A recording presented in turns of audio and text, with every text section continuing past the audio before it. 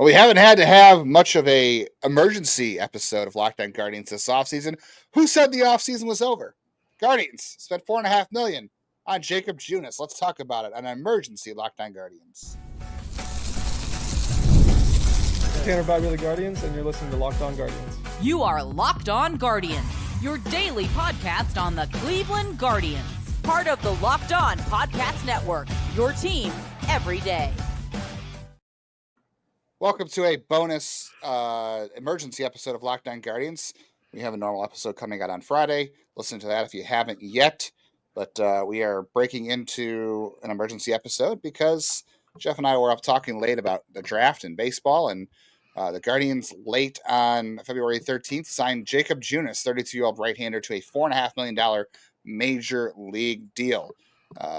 This bonus episode brought to you by FanDuel. Right now, new customers can get $100 in bonus bets. First $5 bet wins. Download the app, head to the FanDuel.com app to get started. So Jacob Junis, Jeff, $4.5 million to the Guardians last year. Pitched 67 innings between the Brewers and the Reds. Probably the best season of his career, honestly. He had 2022 was his best season. He threw 112 innings, which was his third career high innings, but by far the lowest ERA. But last year, the lowest ERA of his career, 2.69 ERA, 3.69 FIP. Not sure what role he's going to have. He went back and forth between starting and relieving last year. He was kind of an opener. But the numbers last year were really interesting. I think the health for him is a big thing. I'm really more interested in the Junis signing here for the fact what this says about the rest of their staff. Is there something we don't know that we're going to have to find out? For those keeping track at home, if you combine him and Seawald, that's what, $13.5 million. That still doesn't get you. Doesn't even get you Guybar Torres. So I still want to. I know people are going to be like, they should have signed a bat. $4.5 million in free agency recently, as a comparison, was the going rate for like Randall Gerchik. Ramon Laureano got $4 million. If we wanted to go back and revisit that, so that gives us that baseline. Having said that, Junis is interesting. His baseball savant page, outside of his walks, looks a lot of blue, but then you go up to his fast run value and his breaking run value, and they're really good. And his pitching value was strong as well. Slider, sinker, and he threw more of his four seam last year, and it was an effective pitch for him. His change really doesn't do much. It's interesting because this feels like a Ben Lively type of special, like when they gave Lively $3, wasn't it? No, I guess it was only $1 million last year.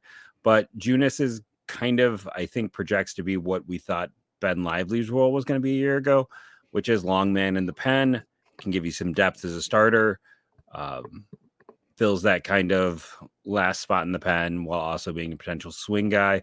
The 4.5 is a decent chunk of money for that role. But at the same time, I'll point out, like, the Twins gave Danny Colomb $3 million to be essentially a loogie in a league where loogies don't exist anymore. So, small use arms. This is about the going rate for a small use bullpen arm. And there's positive signs with him. There really are. I know people are like, oh, you like everything they do. But again, I'll point out the savant page while there is a lot of blue on there. And then one of my things I always say is it's interesting when a team goes against type. This team has a type. They have things they always go for. I joke with Justin every time they sign someone. Well, at least we know that guy's got extension, because everybody outside of Kobe Allard, and the reason Allard doesn't have extension is because I can fit him in my pocket. He's tiny. But Junis is a big dude, and he has terrible extension. So he is a guy that goes against what they typically go for, what they typically look. One of their base cornerstones they're ignoring, which is, I think it's always fascinating. That is something that stands out. They like a guy. And the other thing I'll say about pitching is, they're really good at scouting it. They're really good at finding it. And they have data that just we don't. But yeah, he's it's a surprising move, interesting ad. His swinging strike rate last year was up to 14%, which was a high for him recently. And he doubled his four seam usage from 8 to 15% last year. Even though his slider is always graded as his best pitch, he actually pulled back on it a bit in its usage, which maybe made it more effective because it wasn't seen as much. But if you're looking at sinker, slider, and a four seam, that's still more of a relief profile, no?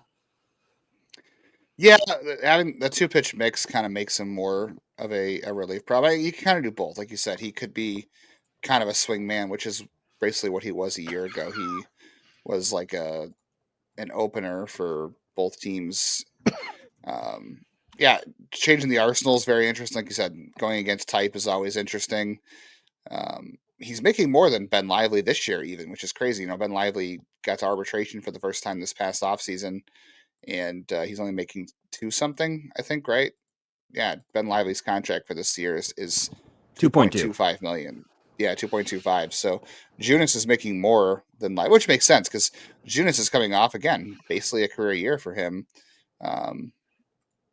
Minus more innings pre-COVID, but worse numbers. Last year, again, easily the lowest ERA of his career, the lowest FIP of his career. Yeah, second lowest FIP of his career. And he was but only he was a reliever for the Brewers. And when he came to the Reds, he moved in that starting role. And in September, in that starting role, in 28 2/3 innings, he had a 1.57 ERA. So he was really good in September once he was given that. The Reds really just needed arms at the end of the year last year. Now, we should also point out that that was also aided by a ridiculously low, unsustainable BABIP. But he was doing it in Cincinnati. There's a lot of there's a lot of things to point out that some of that, obviously an ERA of 1.55 or whatever it was is unsustainable in general. But there's a lot of other points that show that he was maybe a little bit luckier. But still, I mean, he came in as a starter, and that there is that potential. And the other interesting thing too is he had a mutual option for $8 million, and he declined his half of it.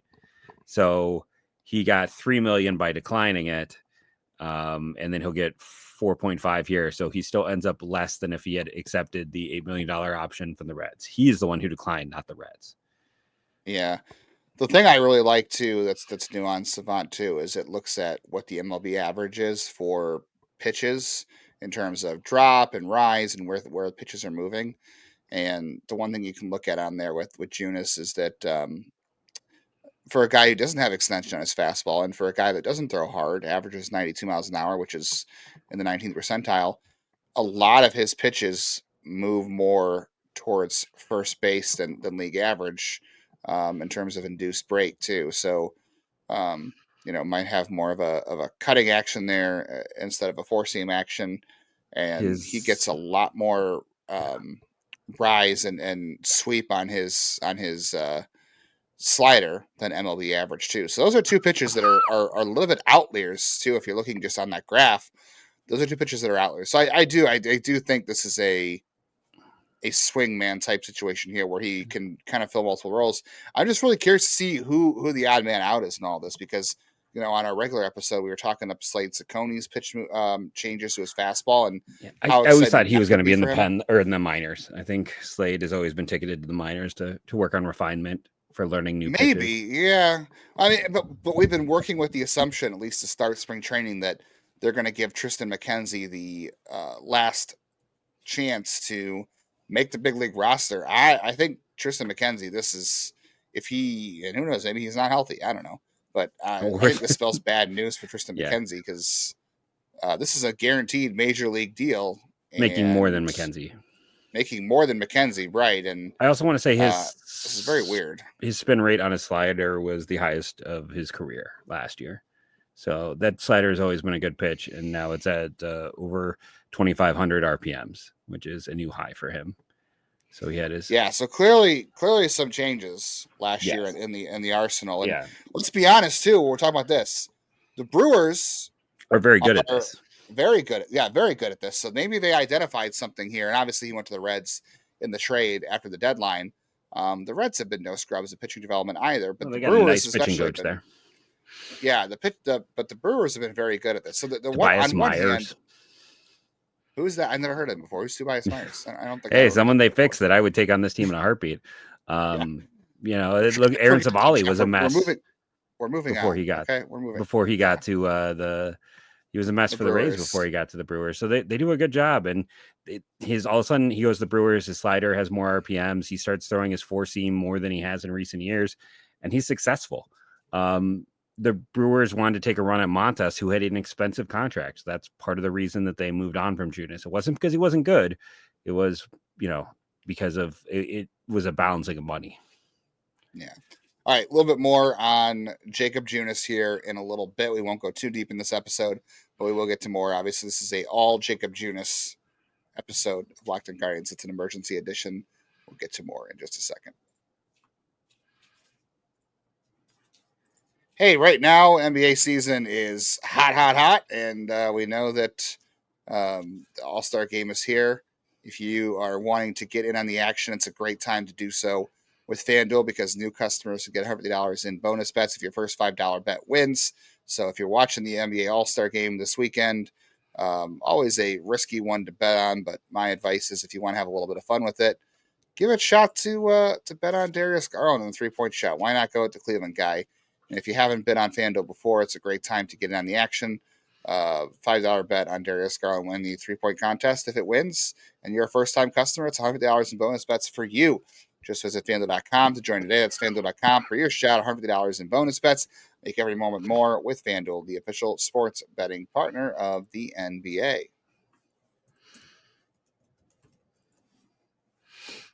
All right, I still think it's a little strange. This is what my philosophy, my roster building philosophy when it comes to this kind of stuff, right? The Guardians' biggest weakness is obviously offense, right? I don't think anybody would dispute that. It was definitely starting pitching a year ago, and we really don't know whether or not Jacob Junis is coming here as a starter. It looks like a swing man, might be in long relief. Definitely some value there, but the thing I've always kind of subscribed to with this is you were talking about how, even that kind of money, you're still not getting Gleyber Torres, right? If you are going to have a hard time scoring runs, you better be really good at run prevention. And, they might be a little bit worse on defense this year because they got rid of Jimenez. And Lane Thomas is going to be the everyday center fielder, it looks like. And right field, you might have John Kenson quite a bit. Santana should be upgraded first base defensively and that kind of stuff. But you better be good at run prevention. And if that means loading up on pitchers, then because you're not going to get hitters for that price, then I guess that's the way to go. So I always look at it like that. It's you got to be good at one of them: run prevention or run production. And run production will continue to be an issue. It's hard to win games 2-1, but you better be on the very, very plus side of one of those if you're down on the other side. And that's part of the calculus here for me, at least.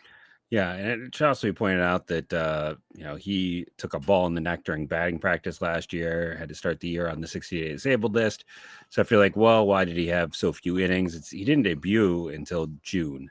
So he had kind of a late start after, a scary injury last offseason caused him to miss the start of the year. And then he was excellent. Like there's no real way around it. He was excellent a year ago. There is not much left in free agency. With that's saying something. I mean, I would have to go look. I'm like, who is left of note? Like, honestly, I can't think who is left of any note. Like, I'm sure there's someone, but it's pretty Pivetta bad. And Bregman just signed, so it's Bregman and Jansen and Pivetta are all off. It's been this gives them more pitching depth, and I mean, I'm never gonna say that's a bad thing. In general. It's for a guy who, again, career best strikeout rate, had some changes in his approach. And then the other side of this, honestly, is, how many teams, like under this article on MLB trade rumors, is Diamondbacks still involved in free agent relief market? There are still teams looking. Trade? Could we still see a trade? Does this give them some depth to trade? It gives them the ability to go out and do the trades we talked about. Obviously, with Bregman to Boston, it's not the Nico Horner deal we talked about from Monday's show. You can still go back and listen to that. Well, that trade's dead now because Bregman didn't go there. Yeah, exactly. So that's not happening. But you can still go listen for fun, funsies. But when you're looking, there's a lot of teams that need relief help now. The Diamondbacks are in a better position than Cleveland offensively, but they have their own question marks on that team after some of their losses. So I don't think that's a great matchup for Cleveland. But there are other organizations like Anaheim could still do something dumb. Like, is there a world where Cleveland feels like they have more comfortability and can figure out a trade for Taylor Ward now? Yeah, they went and got Canley Jansen to be their closer. They got Ben Joyce to set him up now, but they still need more relief arms. Or is there a world where it's something like, one of our everydayers will be mad that I even mentioned this, but it's like, is it instead of, giving up Hunter Gaddis? So I talked about how good he was a year ago and how dangerous it is to trade, that level of good. Is it like, can you trade a Tristan McKenzie plus one of the mid-tier relievers? Like, is there a place for a lesser deal by trading multiple pieces? Yeah, the Red Sox one's interesting. One of our insiders, Sam, actually texted me this today, and if you want to be an insider, great time to sign up, by the way, because you get emergency episodes like this. He texted earlier today about Weiler Abreu and said, is that still a target for the Guardians? Yeah, Red Sox, Hunter Gaddis signer. I don't know. Like, this could give you some leverage. By the way, the best free agent left, according to FanGraphs, in terms of offensive players, the highest projected WAR for a position player that's still a free agent is Jose Iglesias at 1.2, and he's 35 years old. And at a position Cleveland really who just had a dead cat bounce here. And Cleveland has no interest, has no reason to be signing a guy at that position. Like, there's the best outfielder left is Alex Verdugo, who does not, to me, represent an upgrade over Will Brennan, and we know there's character concerns there too. Yes. So, yeah, I'm just curious. Like I said, I'm going to pay close attention the next couple of days to what comes out of Goodyear, because my antenna kind of goes up here if there's like an injury. Did a guy come to camp throwing and already has a boo-boo on his elbow, and they're like, okay, well, we need to bring somebody in. So like that's kind of where I'm at right now. Not that they wouldn't sign Junis anyway, but like it raises my awareness to see if that possibly is the case. Like, I still do like Spencer Turnbull, who's out there, but I went over to Spotrac and did the previous WAR and ranked by previous WAR, and Iglesias is number 1, Jose Quintana 2, Dave Robertson, who is, I think, probably the best reliever out there left, is 3. He's like, what, 40? 39.8. Buck Farmer is your 4th highest WAR from last year. Dylan Florio, who I did want to trade for, but ended up getting cut, and no one has signed him since the D-backs cut him, had the 5th best WAR. 6 was Scott Alexander, 7 Spencer Turnbull, 8 Brendan Rodgers, 9 Hunter Strickland, 10 Kyle Gibson, 11 Kyle Finnegan. So those are your top 11 based on WAR last year. Almost everyone on that list, except for maybe the top 3 guys, really feel like camp invitees, NRIs to me. Yeah. So, maybe someone would say, oh, Junis should be an NRI. But again, I'll point out, he was effective. Like, the Brewers look like they did some of their devil magic and, figured out a way. Now it could blow up in Cleveland's face. Sorry, everyone. When I record a show in front of a show, I'm a little more coffee. That's a lot of money to commit. It's definitely a risk here. They believe in him to a degree. Like, that's. Yeah, they do believe in Junis quite a bit. The slider has been good year over year. Like, the slider was very good in 2023. It was very good in 2024. The sinker got better. I think that's the big one. Is the sinker for him was a much better pitch in 2024. It was in 2023. It was so was the 4-seam. Like, the 4-seam was both his fastballs improved, despite the fact that they were terrible velocity wise. Both those pitchers found much better success in the expected stats. Now, again, it's a small sample, but the expected stats back up that those pitches should have performed. And the 4-seam, he jumped in use too, which is weird to see a guy increase use and then it all of a sudden go from meh to good. Yeah, he was formerly a very heavy 4-seam user, and then 2022 and 2023, he pretty much just shelved it in favor of the sinker. Then he brought it back last year. Again, limited use, 10%, but consider that Junis at one time was throwing his 4-seamer in the 30% range, and then it was basically down to less than 1% for the last 2 years, and then he brought it back to 10%. Now, the changeup is still horrific. It was terrible a year ago. He also threw a cutter of it to two times, so I don't know. To me, this doesn't look like an arsenal of a guy you're hoping to turn the lineup over more than once. So maybe he's a spot starter. Maybe he's a spot starter, but To me, this spells very interesting news for Tristan McKenzie. It spells very interesting news for. I mean, I kind of thought Cantillo and Logan Allen were going to AAA anyway, but competition's always healthy. But Yeah, I you know, think they've he's already added guys like Allard and Velasquez already. Like I said, just keeping the antenna up for any injury issues or if they make a trade, which I guess we'll see. yeah. To me, I think more likely than not, this is just he is going to slot in to the to that like to the bullpen in that swing role because I do think they want to keep Slade stretched out. They want to make him a starter. They believe in him long term. So I think this is the player that fits perfectly well in that swing role. And in case someone gets hurt, The other thing we haven't even touched on yet, Jeff, is that because this is a major league signing, well, actually, it doesn't matter. I was going to say this is because they're going to have to put somebody on the injured list. yeah, It 3 doesn't guys in matter. betting will go on the if they Yeah, haven't already gone on the 60-day well. Yeah, I would expect that Shane Bieber goes onto the injured list to the Yeah. 60-day injured list to make room, or possibly It's gonna be Trevor Bieber. I mean, Stephan Henches or David Fry. Yeah, Henches. Yeah, Anybody. Henches, They've got at Henches, least 3 or 4 yeah, guys. Henches, Fry, and Bieber will probably go on day one because it doesn't matter. So none of those guys are going to be back. Like Stefan's the only one you can debate, but the other 3, none of them are going to be back in 60 days. So that'll, So they'll have room to put him on. So also spells, bad. There's still room for some NRIs, but also, makes it a little less likely that guys like Colby Allard and Vince Velasquez and Luis Frias and Riley Pint, right? Riley Pint. We talked a lot about Riley Pint.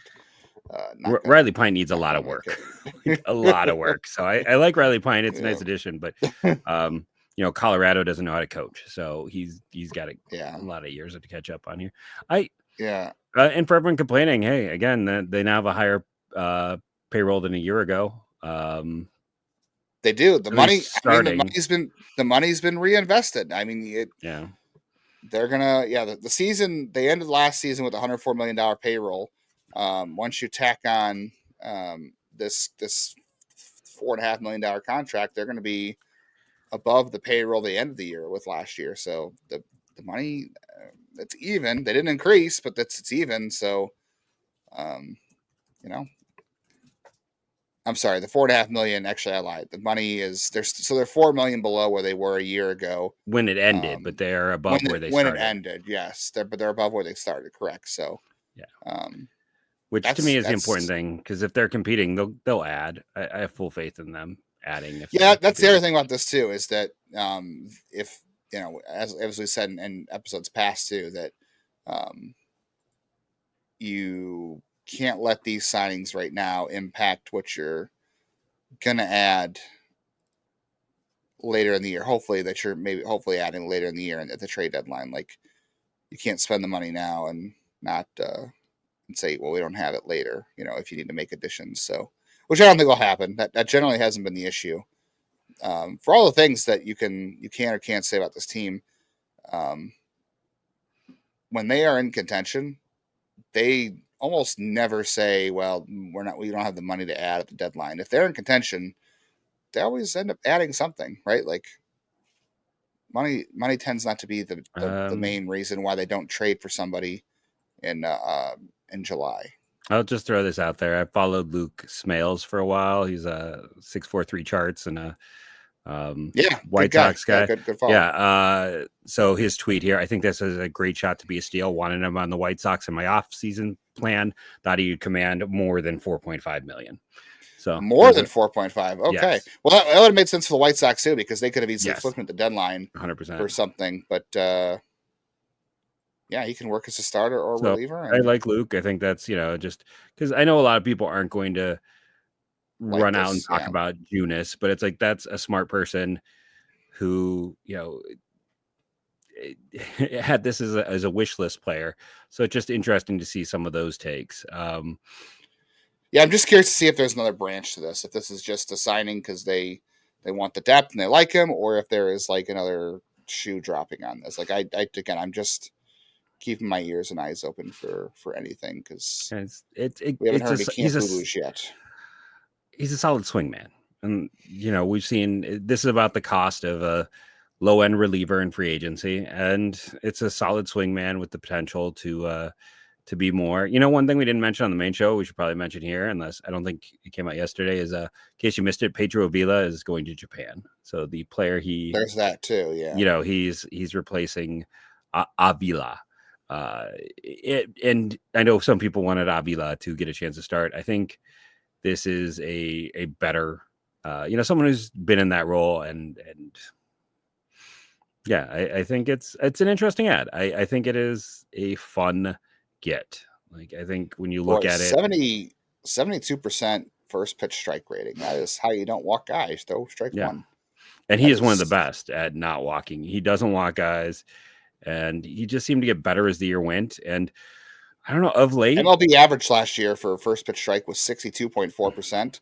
Yeah, and Jacob Junis last year was at 72.3%. So talk about a great series of coaching to go through. So the Brewers, who are really good at pitching development, Woody Johnson with the Reds, right? Woody Johnson, is that right? Derek Johnson. Derek Who's Johnson. Woody Johnson? What am I missing there? I don't know. But Derek Johnson is a really good pitching coach. Now he's coming to Cleveland. Like, the past year has been great pitching development for him as an older player. But I mean, he also came up in the Royal system during the worst points of pitcher development in the Royal system. So who knows? Maybe this guy's finally getting the development he needs, and that's why he broke out. He was with the Giants before then, who have also been pretty poor at development. So yeah, I don't know. Like, I like this gamble. Actually got better in the second half. The 344 FIP in the second half, and got lefties and righties out equally at an equal rate. So platoon issue is not a thing last year either. So there's a lot of good here. And again, like I said, is it a sexy deal? Not really, but like you said, you're not going to get a bat for that price. So you better be darn good at run prevention if you're not doing run production. The best bet was probably Randall Gerchick, who went back to Phoenix. And isn't Gerchick's just Lane Thomas? Like, he's just a lefty killer, but even worse against righties. Like, there's just not probably a worse defender, right? Yeah, I would think so. Even though Thomas isn't great, Gerchick is probably worse. But yeah, it's they're taking their international approach and using it in free agency, right? Like, instead of sitting there and trying to get, the 12 million from Santana, 12 from Santana, Seawald for 9, that's 21. They spent 25 million in free agency this year with this deal.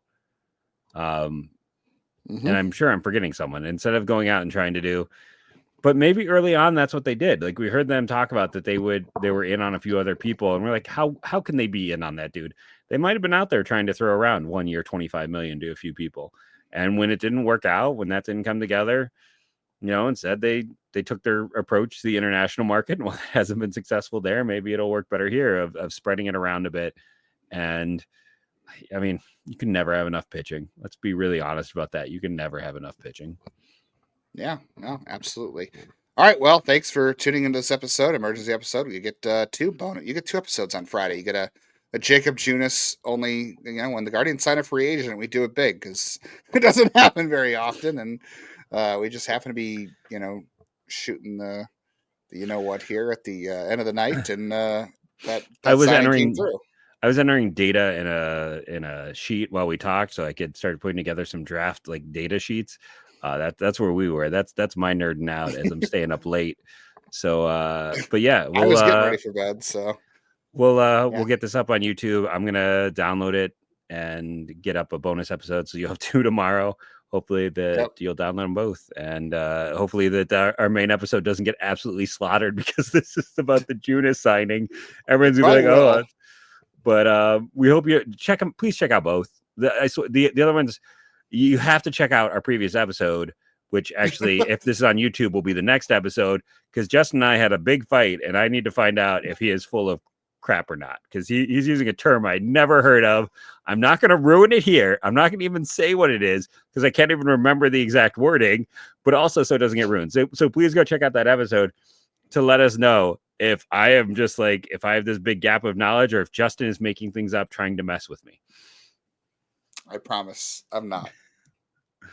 I'm not kidding when I said eggnog's terrible, black licorice is terrible, and the other thing I said on the other episode is very 100% true. But yeah, go listen to that. Thanks for tuning into this, and we'll officially be back on Monday with other news that's not this. Yeah, hey, back 5 days a week. No, we're going 6 at the gate. Thank you for joining us. Rate and review. Check out every single episode if you can, and go Guardians, go.